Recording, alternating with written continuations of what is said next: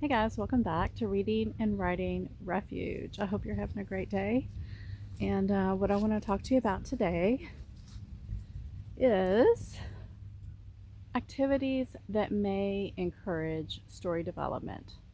So, there's several things that I can do when I'm stuck in story, stuck with what comes next, stuck with, character development. It's a way to get you daydreaming while you're still being very productive and awake.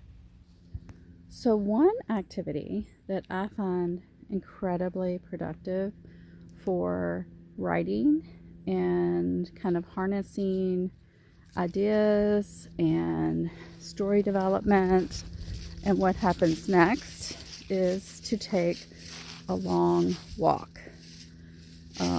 Now, for me, that means not being distracted with talking with others or listening to a podcast, music, just out in nature, walking, kind of having a conversation with myself in my head about the story. Like trying to get myself into that space of thinking. Now, I would always recommend having a little notepad or something with you and a pen or some kind of note-taking app on your phone so that if you do come up with some good ideas, you can jot down some notes. But walking is one of my best activities to get things flowing in my mind as far as story creation. This is my dog Tonto, and I have to go for a walk daily, and sometimes a very, very long walk. So walking has become an integral part of creating ideas, working out story problems. Sometimes you just get really stuck. You get really stuck. You don't know what's going to happen next. And you need that break where you're out in nature, in some fresh air, moving your body to come up with a solution. And you guys have probably already heard the story of Stephen King when he was writing The Stand.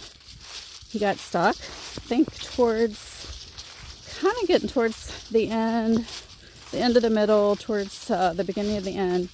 He didn't know what was going to happen next. He had a really hard time for maybe a couple weeks. And then finally, he's out on a walk. He gets the great idea to blow everything up.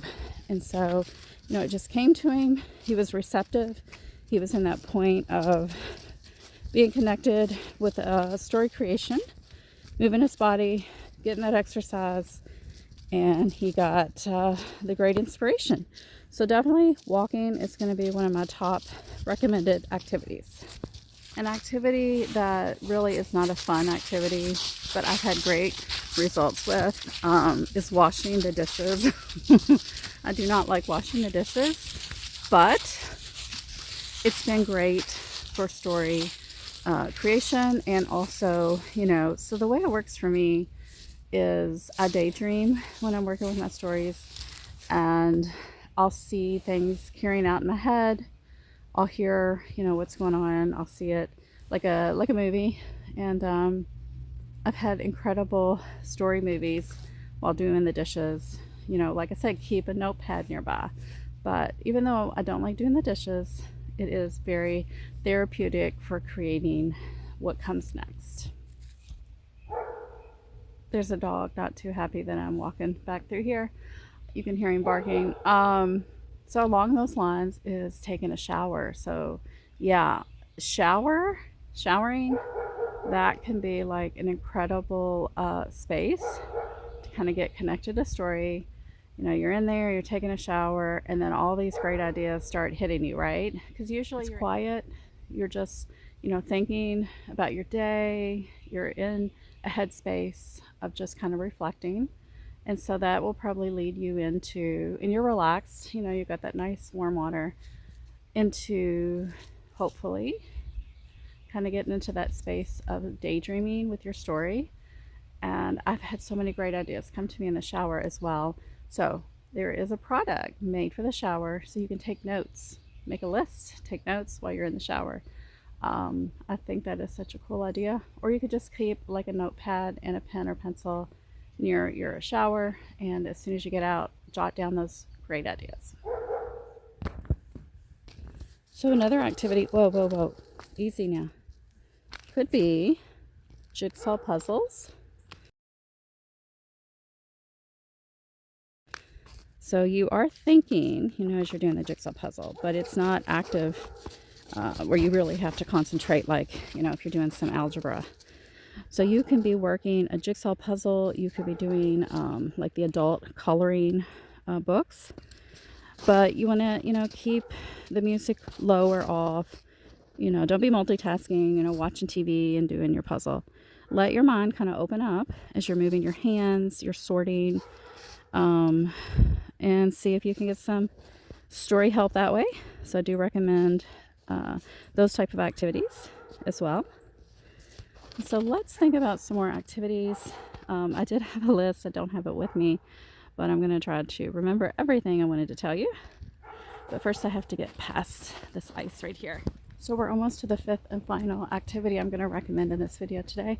But before I talk about that, I wanted to just say, hey, go watch my video I made about a month ago on being receptive to story.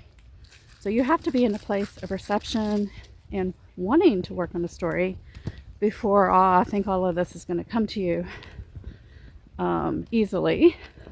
So you have to be in a state of actively working on story, actively searching out solutions, being receptive for story inspiration, story ideas, story structure, what you're going to write about. So you need to be in that state. I have shared with you guys before that for many, many years I had kind of shut the door to being receptive to writing. I took a break, a long break, and I was not open to story ideas, to writing. And so nothing was coming to me. But now that I have kind of made that commitment to get back into writing, slowly but surely, things have started to flow again creatively. And it's all about, opening that door back up and being receptive. And so now that I am in that state now, I can use some of these activities when I need to work on what comes next, a particular story problem, issues with characters, you name it. Use these activities and get yourself flowing with ideas. And I think you'll find it to be very effective. So that's going to conclude with our final idea. And it may not be the safest one. So the final activity that works for me, it may not work for everyone else. Driving, no radio on, just driving by myself, no one in the car except for maybe Mr. Tonto there. Driving for me, I can have incredible, I call them like visions or daydream sequences, like a movie playing in my mind as I'm driving safely. That works for me. I can't control it. Sometimes it just happens. So that is an activity that I'm just going to recommend for myself, because I could see it possibly being dangerous for some people to get really heavily into a daydream and maybe not be as alert driving. But for me, it works. I don't recommend it for you guys though, because legally, that seems like a bad thing to recommend to someone in case they were to get in a wreck. But for me personally, when I'm driving, I can get a really excellent ideas, fixes for stories. It's just very nuanced. So there you have it, guys. Those are 5 activities, 4 technically. The 5th one is just personally for me, because I don't want you to get in a wreck. But those are some things I do to create story and to create a way out of a story problem where I just can't figure out what happens next or what to do in this particular circumstance. If I engage in some of these activities, it really does get a pathway open where I'm actively doing something with my hands or my feet to get the mind just to kind of open up a little bit. It's like it's in the back of your mind, and you give yourself a creative outlet a pathway to flow while you're focused on something else. You know, you're focused on doing the dishes, doing a puzzle. You're busy with your hands, or if you're walking, your feet. And then you kind of let the thinking part of your brain, the front lobe, kind of relax a little bit.